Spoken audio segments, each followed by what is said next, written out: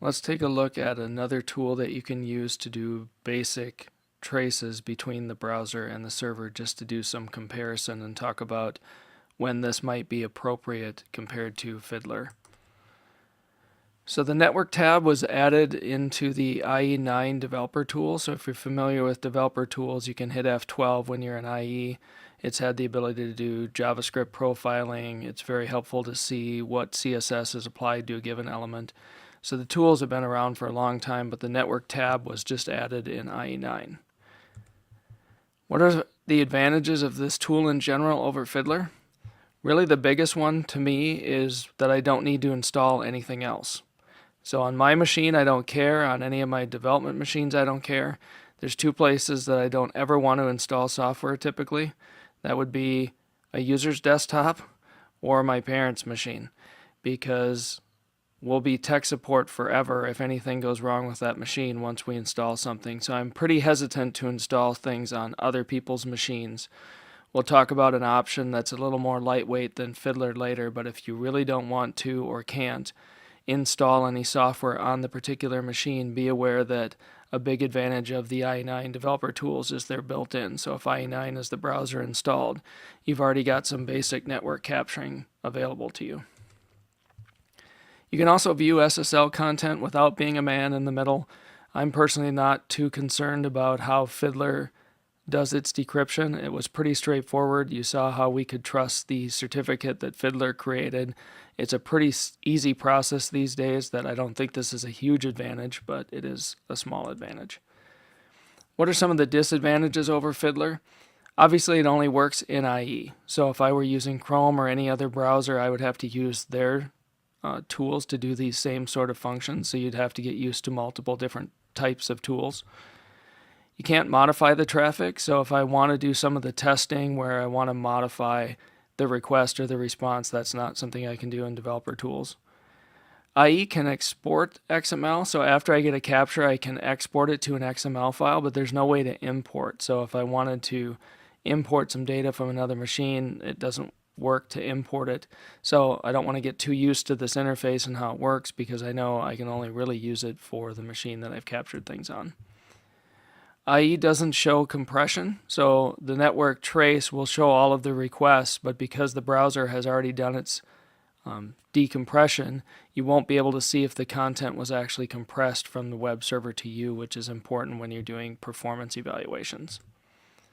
You also can't easily see statistics on particular requests.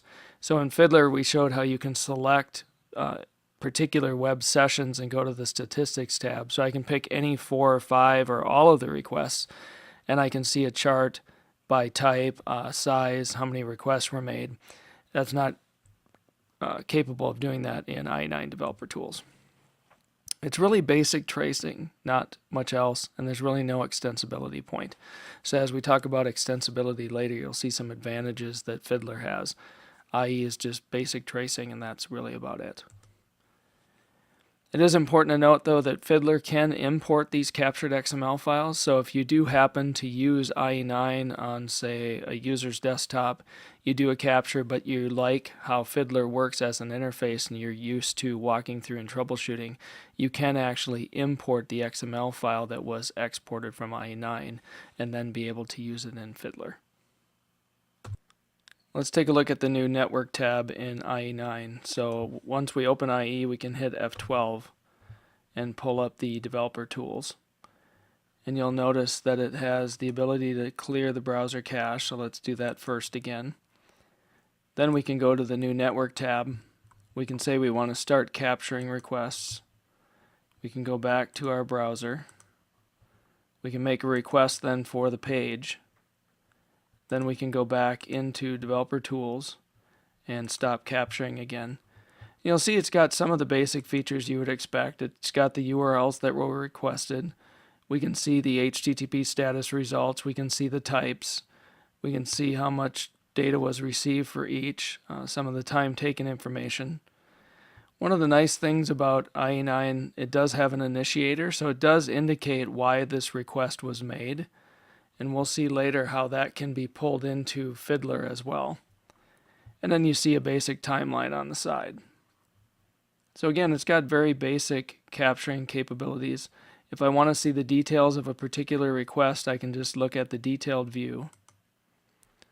And it's got different tabs for looking at the request headers, the request body, the response headers, the response body, some of the cookies, the initiators again. And then if I would like to, I could save this file and just give it whatever name I want it to have and save it. Then if I want to, I can go into Fiddler later. I can import those sessions.